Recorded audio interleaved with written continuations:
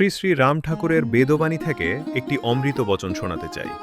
ঠাকুর বলছেন, সংসার অনিত্য, একমাত্র সত্য নারায়ণই নিত্য। এই বাণীর অন্তর্নিহিত অর্থ জানার আগে অনুরোধ, ভিডিওটি ভালো লাগলে লাইক, ফলো ও শেয়ার করে আমার পাশে থাকবেন।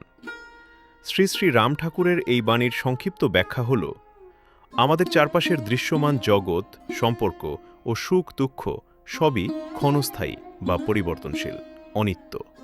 তাই এর ওপর পুরোপুরি নির্ভর করলে দুঃখ পেতে হয়।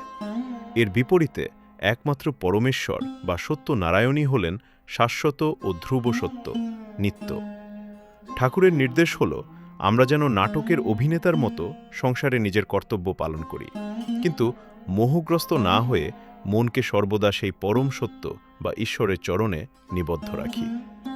একমাত্র তার নাম ও স্মরণই মানুষকে জীবনের সব পরিস্থিতিতে স্থির ও নির্ভীক রাখতে পারে।